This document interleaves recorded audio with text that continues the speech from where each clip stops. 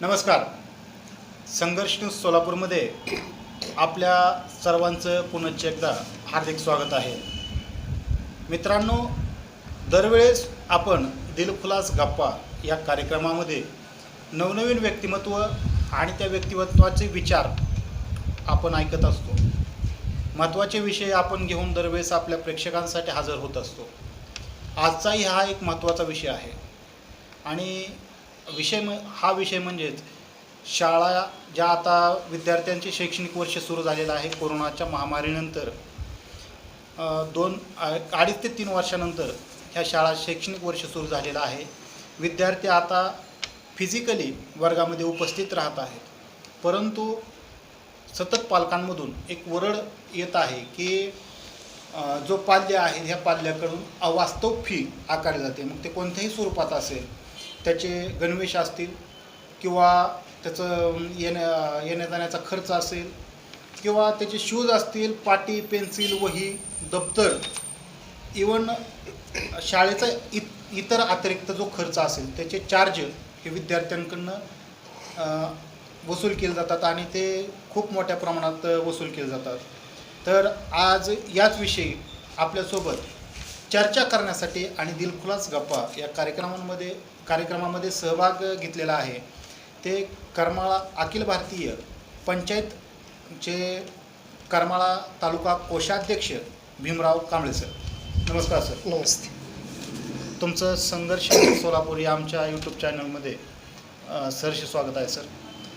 ज्या प्रकारे आता सांगितलं की शाळांची जी अवास्तव फी आहे, ही अवास्तव फी विद्यार्थ्यांना कुठेतरी आता भरणंही मुश्किल झालेलं आहे. तरीसुद्धा ह्याविषयी कुठेतरी आवाज उठताना कमी प्रमाणात दिसतोय. याविषयी काय सांगाल? मी भीमराव कांबळे, अखिल भारतीय ग्राहक पंचायत करमाळा युनिट कोषाध्यक्ष म्हणून मी काम पाहत आहोत. त्याचबरोबर आमचे जे तालुका अध्यक्ष आहेत आदरणीय ॲडव्होकेट शशिकांत मुरलीधर नरुटे यांची परवानगी घेऊन मी तुम्हाला ही मुलाखत देत आहे.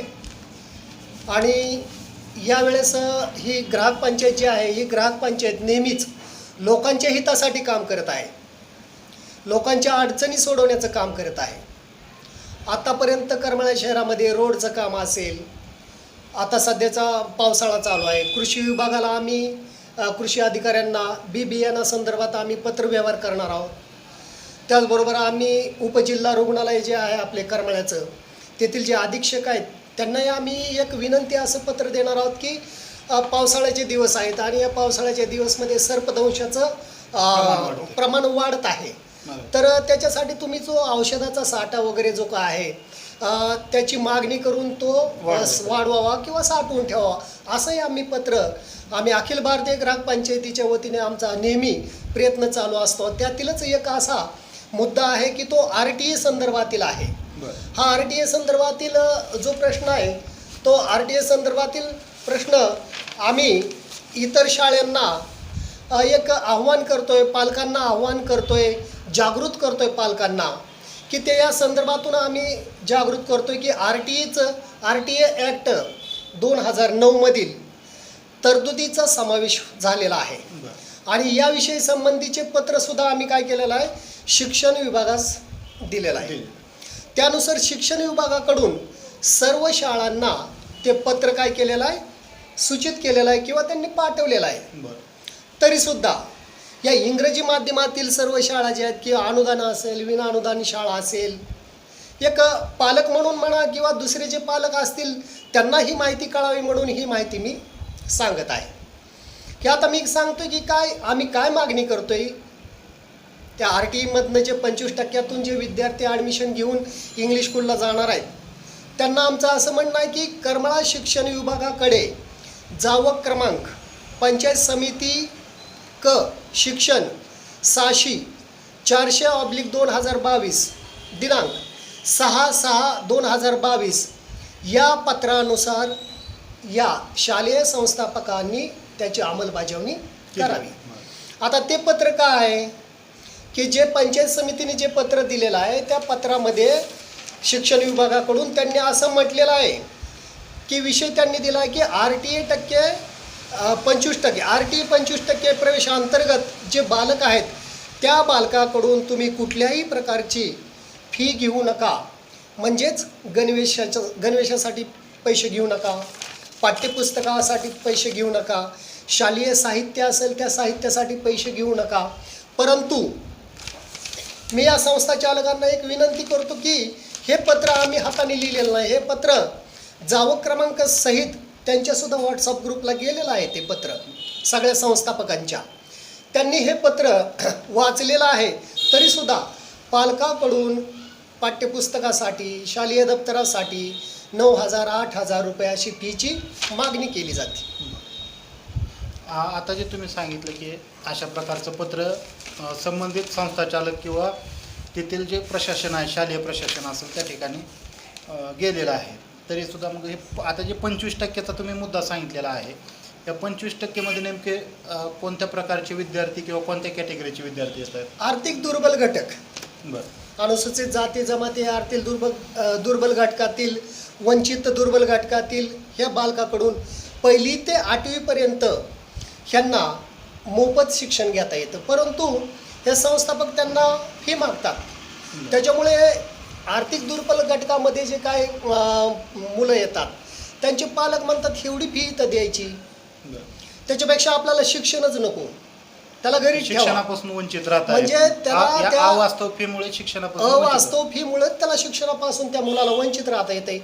इंग्लिश शिकायला त्याला मिळत नाही आणि ते मिळलं पाहिजे हा आमचा एक प्रयत्न आहे. परंतु आता ज्या प्रकारे तुम्ही सांगितलं की इंग्लिश शिकायला पण मिळालं पाहिजे, वास्तव फी विषयी सुद्धा तुम्ही एक मुद्दा उपस्थित केला. हो. आणि ज्या इंग्लिश मिडियम शाळा आहेत ह्या खाजगी स्वरूपाच्या आहेत, परंतु त्यांच्या फी संदर्भातला जो निर्णय आहे ह्या किंवा कोणाकडनं फी घ्यायची किंवा कोणाला किंवा हे 25%चा निर्णय आहे हा ज्या खाजगी शाळा आहेत इंग्लिश मिडियमच्या त्यांना स्वतः लागू आहे का? हो, ज्या अनुदानित विना अनुदानित स्वयंसिद्धतामधली जी काय शाळा असेल त्या सगळ्यांना हा पंचायत समितीचा जो शिक्षण विभागाचं जे पत्र आहे हे सगळ्यांना लागू होते. तरीसुद्धा हे अनेक शाळांना पत्र गेलेलं असताना सुद्धा पालकांना फीची मागणी केली जाते. आता माझ्याकडे मी एक ह्या तुम्हाला असं दिसेल की माझ्याकडे एक पावती आहे. या पावतीमध्ये फीची मागणी केलेली आणि फी त्यांनी घेतलेली आणि पावती दिलेली. माझ्याकडे ही एक पावती आहे. ही जी पावती आहे ह्या पावतीमध्ये लिहिलेलं आहे की तुमचं जाणं येण्याचा जो खर्च आहे घरापासून शाळेपर्यंतचा त्याचे काहीतरी 8,000 ते 9,000 रुपये भरावं लागतील. ते मान्य आहेत आम्हाला, कुणाला आम्हाला मान्य आहेत. तो वाहतुकीचा प्रवासाचा खर्च आहे. परंतु दुसरी एक त्यांनी आम्हाला अशी एक प्रकारची पावती दिलेली आहे. या पावतीमध्ये असं लिहिलेलं आहे त्यांनी की term fee, tuition fee, lab fee आणि इतर ऑदर आणखीन ह्याच्यामध्ये 3,000चा अंक त्यांनी आकडा खाली टाकलेला आहे. 3,000ची फी त्यांनी घेतलेली आहे आणि उर्वरित फी तुम्ही परत द्या असं त्यांनी सांगितलेलं आहे. म्हणजे एका बाजूला सरकार सांगतंय की मोफत शिक्षण आहे, ते वंचित दुर्बल घटकातील मुलांना ते मोफत आहे, फी कुठल्याही प्रकारची द्यायची नाही. परंतु संस्थापक काय करतात, अशा पद्धतीने फीची मागणी करतात. आमचं असं म्हणणं आहे की त्या शाळेंना की अशा पद्धतीच्या फी जर तुम्ही घेतल्या असतील तर त्या फी त्या पालकांना तुम्ही काय कराव्यात, परत कराव्यात, अशी एक आमची विनंती आहे त्यांना. एकंदरीत आता तुम्ही जे पत्र दाखवलं ते मला वाटतं लीड स्कूलचं आहे, करमाळ्यातील लीड स्कूलचं आहे. तर त्या संदर्भात तुम्ही तेथील प्रशासनाशी काय संपर्क साधला होता? हो, आम्ही ज्यावेळेस मुख्याध्यापकाकडे गेलो, मुख्याध्यापकांना आम्ही आम्हाला जे पत्र दिलं आहे पंचायत समितीने ते पत्र दाखवलं आणि हा एक अर्ज आम्ही त्यांना दिला. हा अर्ज आम्ही त्यांच्याच नावे लिहिलेला आहे. हा अर्ज मी घेऊन तिथं दोन वेळेस गेलो. आता इथून जवळजवळ 2 ते 3 किलोमीटर ती शाळा आहे. मी एकदा चालत गेलो, एकदा गाडीवरती गेलो आणि जाणं येणं तिथं सोपं नाही, लांब शाळा आहे ती. तरीसुद्धा त्यांनी मला परत लावलं आणि सांगितलं की आम्ही काय हे समक्ष पत्र घेत नाही काय, आणि पत्र घेण्यास स्पष्ट असा नकार त्यांनी दिला. काहीही केलं तरी आम्ही हे पत्र घेणार नाही, तुम्ही काय करा, हे पत्र रजिस्टर करा. मग आम्ही हे पत्र रजिस्टर केलेलं आहे आणि आम्ही हे पत्र 14 तारखेला दिलेलं आहे आणि 8 दिवसात आम्ही याचं उत्तर येईल त्यांच्याकडून अशी अपेक्षा आम्ही त्या शाळेकडून केलेली आहे. अद्याप शाळेकडून आम्हाला कुठल्याही प्रकारचं पत्र वगैरे आलेलं नाही. परंतु आता तुम्ही एक शाळेचा एक मुद्दा उपस्थित केला करमाळ्यातील, परंतु करमाळा तालुक्यामध्ये अशा अनेक शाळा आहेत आणि पालकांची सुद्धा बरीच ओरड आहे की अवास्तव फी आकारली जात आहे. याविषयी आपली संघटना अखिल भारतीय ग्राहक पंचायत ही जी संघटना आहे ही काय आवाज उठवणार किंवा काय पालकांसाठी काय हो, त्यासाठी तर हे आम्ही संघर्ष न्यूज सोलापूर यांच्या माध्यमातून आम्ही पालकांना जाहीर आव्हान करतोय की तुम्हाला जर अवास्तव अशी फी मागत असतील, कुठली शाळा 1ली ते 8वीपर्यंतचं मोफत शिक्षण आहे आणि त्या मोफत शिक्षणामध्ये त्या संस्था चालकांनी कुठल्याही प्रकारची फी त्या पाल्याला किंवा त्या पाल्याच्या वडिलांना मागायची नाही. हे आमचा प्रयत्न आहे. अखिल भारतीय ग्राहक पंचायतीचा हा आम्ही चर्चेला पण विषय घेतलेला आहे. तुमच्याशी संपर्क साधण्याचं काय नेमकं संपर्क साधण्याचं साधन आता संपर्क आमच्याशी साधण्याचं ऑफिस आहे का असं कुठं? हो, आमचं ऑफिसही आहे. महेंद्रनगरमध्ये आमचं ऑफिस आहे. बैठका होतात आणि आम्ही पेपरमधनं बी ते जाहीर आव्हान केलेलं आहे. आणि आता मी सांगताना पण आमचा 1-2 नंबर मोबाईल नंबर मी तुम्हाला सांगणार आहे. ते पालकांनी ऐकावेत आणि आमच्याशी संपर्क साधावा. आम्ही त्या गोष्टीचा आमच्या पद्धतीने आम्ही तडा लावू. परंतु आता ज्या प्रकारे तुम्ही सांगितलं की शाळांमध्ये तर अवास्तव फी आकारली जाते, पालकांनी आमच्याशी संपर्क साधावा, त्याच्यावर आम्ही काहीतरी तोडगा काढू किंवा त्याच्यावर काहीतरी निर्णय आम्ही घेण्यास शाळांना सुद्धा भाग पाडू अशा प्रकारे तुम्ही सांगितलं. परंतु ज्या प्रकारे आम्ही समजतो त्या प्रकारे तरी पालकांना कुठेतरी किंवा विद्यार्थ्यांना कुठेतरी मनामध्ये भीती असते की जे प्रशासन आहे, शाळेचं जे प्रशासन आहे विद्यार्थ्यांना कुठंतरी हॅरेसमेंट करेल किंवा एकंदरीत परीक्षा असतं किंवा इतर काही गोष्टी असतात त्यामध्ये विद्यार्थ्यांच्या कुठं बौद्धिक क्षमतेकडे म्हणजे त्याची जो चांगल्या प्रकारे विकास व्हावा याकडे लक्ष देणार नाही, वैयक्तिक लक्ष देणार नाही, अशा प्रकारे सुद्धा कुठे मनामध्ये भीती असल्यामुळे जो पालक वर्ग आहे तो तुमच्याशी संपर्क साधणार नाही असं काय वाटतं का तुम्हाला? नाही, जे तुम्ही म्हणताय की त्यांना हॅरेसमेंट होईल, संस्था चालकाच्या मनात संस्था उभा करताना किंवा शिक्षण देताना त्यांच्या मनात एक असा सुंदर आणि स्पष्ट आणि स्वच्छ विचार असतो की ह्या बालकापर्यंत प्रामाणिकपणे आपण शिक्षण द्यावं. बरोबर.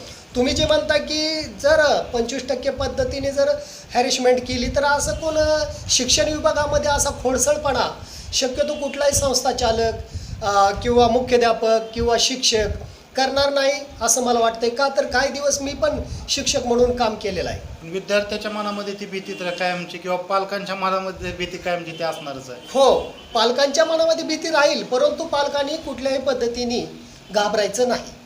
त्यांच्या पाठीशी आम्ही आहोत. आता समजा जरी आम्ही कायदेशीर फीची मागणी केलेली आहे किंवा ते जे काय फी मागतात ते बेकायदेशीर आहे असा पत्रव्यवहार जर केला तर त्याचा राग द्वेष मनात धरून कुठल्याही संस्था चालकांनी त्या विद्यार्थ्याला वेठीस धरू नये. आता ज्या प्रकारे तुम्ही ही सर्व एक प्रोसेस सांगितली की पालकांनी किंवा पाल्यांनी आमच्याशी संपर्क साधावा, तुम्ही एक त्यांचा आता तुमचा संपर्कासाठी नंबरही देणार आहात, परंतु ही सर्व प्रक्रिया राबवत असताना शाळांकडनं जे तुम्ही अवास्तव फी संदर्भातला जो तुम्ही मुद्दा उपस्थित केलेला आहे हा मुद्दा उपस्थित करत असताना करमाळ्यातील शिक्षण विभागाला सुद्धा ह्या गोष्टी लपलेल्या नाहीत, त्यांना सुद्धा ह्या गोष्टी माहीत असणार आहेत. गट शिक्षण अधिकारी असतील, गट विकास अधिकारी असतील किंवा संबंधित प्रशासन विभाग असेल त्यांना त्यांच्यापासून ह्या गोष्टी लपलेल्या नसणार आहेत. तरीसुद्धा प्रशासन शांत का? प्रशासन शांत नाही. प्रशासनाकडे ओरड गेली पाहिजे, प्रशासनाकडे तक्रारी गेल्या पाहिजेत. असं जसं मी सांगतोय की या अशी पावती घेतली आणि याच्याकडं वास्तव अशी फी घेतलेली आहे, जे त्यांनी घेणं बेकायदेशीर आहे. अशी पावती घेऊन मी गट शिक्षण अधिकाऱ्याला भेटलो तर त्याच्यावरती त्या संस्थेवरती त्या गट शिक्षण अधिकाऱ्यांनी पुणे विभागाने, सोलापूर विभागाने, शिक्षण विभागाने त्यांच्यावरती कारवाई करावी त्या संस्थेवरती. म्हणजे अशा आतापर्यंत कोणी म्हणजे अधिकाऱ्यांनी कारवाई केली का? आत्तापर्यंत कुठल्याही अधिकाऱ्यांनी कारवाई केलेली नाही, परंतु ह्या वर्षीत लोकांना माहीत झालं आहे की जसा GR शासनाचा बाहेर पडलेला आहे तो GRच लोकांना माहीत नाही. आर्थिक दुर्बल घटकातील, वंचित दुर्बल घटकातील जे काही पालक आहेत ते बऱ्यापैकी अज्ञानच आहेत, आणखीन त्यांना हा GRच माहीत नाही. त्याच्यामुळे ते काय झालेले आहेत, अज्ञान आहेत. ते म्हणतात नको जाऊ द्या, कशाला झंझट करायची, पैसे मागतात ना हे द्या.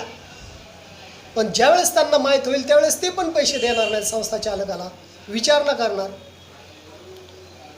मग आत्ता ज्या प्रकारे तुम्ही सांगितलं की पालकांनी स्वतः अधिकाऱ्यांपर्यंत गेलं पाहिजे, परंतु अधिकारी वर्ग हा सर्वच पालकांना एक सौजन्याने बोलतो असं तर नाही ना? नाही, आम्ही पालकांना अधिकाऱ्याकडे जावं असं म्हणतच नाही. तुम्ही आमच्याकडे या, बरं. आम्ही तुम्हाला पाहिजे ती मदत करू. कुठल्या मार्गाने जायचं ते आम्ही सांगू. डायरेक्ट जर एखाद्या माणसाला गेलं आणि बोललं की बाबा ह्या गोष्टीचं काय काय करायचं, त्यावेळेस तो अशी तशीच उत्तर येतो. ज्यावेळेस तुम्ही कागद घेऊन जाता त्यावेळेस लेखी स्वरूपात त्याला उत्तर द्यावंच लागतं, मग कुठलाही विभाग असो. म्हणजे एकंदरीत तुम्ही अधिकाऱ्यांकडे म्हणजे या ठिकाणी विशेष गोष्ट अशी आहे की जे अखिल भारतीय ग्राहक पंचायतचे जे काय पदाधिकारी कार्यकर्ते आहेत त्यांनी स्वतः आव्हान केलेलं आहे की जे पाल्य असतील किंवा पालक असतील यांनी स्वतः त्या अधिकाऱ्यांपर्यंत जाण्याची गरज नाही, कारण की अधिकारी वर्गाचा एक वेगळ्याच प्रकारचा एक विषय असतो. त्यामुळे तुम्ही जर तुम्हाला अशा प्रकारचे पैशाची मागणी, अवास्तव फीची मागणी होत असेल तर तुम्ही सरळ तुम्ही जे अखिल भारतीय ग्राहक पंचायतचे कार्यकर्ते पदाधिकारी आहेत त्यांच्याशी संपर्क साधा. त्यांनी आताच पत्ता सांगितला महेंद्रनगरमधला, त्या ठिकाणी त्यांचं ऑफिस आहे. त्या ठिकाणी तुम्ही जाऊन त्यांच्याशी ह्या सर्व गोष्टींविषयी चर्चा करू शकता, त्यांच्याकडे ह्या अवास्तव फीची माहिती देऊ शकता, त्याच्यावर हे अवश्य तोडगा काढतील. तरी सर तुम्ही संपर्कासाठी जर आमच्या प्रेक्षक वर्गाला जर आपला नंबर दिला तर बरं होईल.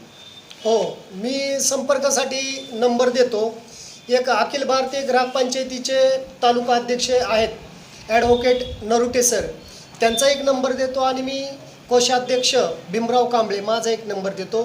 त्यापैकी पहिला नंबर मी देतो ॲडव्होकेट शशिकांत नरुटे, 98 81 44 10 17. हा नंबर ॲडव्होकेट नरुटे सरांचा आहे. आणि कोषाध्यक्ष म्हणून मी भीमराव कांबळे, माझा नंबर आहे 84 84 02 94 79. बरं. तर मित्रांनो, अवश्यच हे जे दोन नंबर आहेत शशिकांत नरुटे आणि भीमराव कांबळे सर, ह्यांचे नंबर आपल्या मोबाईलमध्ये अवश्य सेव असले पाहिजे, जेणेकरून आपल्याला जर आत्ताचीच नाही तर येणाऱ्या काही काळामध्ये सुद्धा या नंबरची गरज भासू शकते, कारण की हा शिक्षण विभागाचाच प्रश्न सोडवतात अशातला भाग नाही आहे. कारण की तुम्ही ग्राहक म्हणून ज्यावेळेस बाजारामध्ये सुद्धा वावरता त्यावेळेससुद्धा त्या ठिकाणी अपहार, भ्रष्टाचार किंवा तुम्हाला योग्य प्रकारे सर्वच मालाची देवाणघेवाण होते अशातला भाग नाही, परंतु ज्या ज्या ठिकाणी तुमची फसवणूक होत असेल एक ग्राहक म्हणून त्यावेळेससुद्धा तुम्ही ह्या पंचायत समिती म्हणजे अखिल भारतीय ग्राहक पंचायतीकडे तुमची तक्रार नोंदवू शकता. ते योग्य प्रकारे त्याची चौकशी किंवा तो प्रश्न मार्गी लावण्याचा अवश्य प्रयत्न करतील. सर, आज आपण संघर्ष न्यूज सोलापूर या आमच्या स्टुडिओमध्ये आलात. आपले बहुमोल विचार आमच्या एक प्रेक्षकांना तुम्ही सांगितले. जो RTचा जो विषय आहे तो एक चांगल्या प्रकारे समजावून सांगितला आणि पालकांना आणि पालकांनासुद्धा ज्या अवास्तव फीविषयी एक जनजागृतीचं एक चांगल्या प्रकारे तुम्ही मार्ग सांगितला आणि त्यांनी तुमच्याशी संपर्क साधावा अशाही प्रकारचं आवाहन केलं. त्याबद्दलसुद्धा आम्ही तुमचं संघर्ष न्यूज सोलापूरच्या वतीनं मनस्वी आभार मानतो. आणि तुमचं जे असं जे कार्य आहे जे ग्राहकांसाठी, विद्यार्थ्यांसाठी किंवा इतर सर्वच लोकांसाठीचं जे कौतुकास्पद कार्य आहे, हे असंच निस्वार्थी भावनेचं जे कार्य आहे असंच पुढे सदोदित वाढत राहो हीच आमची एक प्रार्थना आहे आणि मनोकामना आहे. आणि आपण वेळात वेळ काढून आमच्या स्टुडिओमध्ये आल्याबद्दल आपलं धन्यवाद. नमस्कार.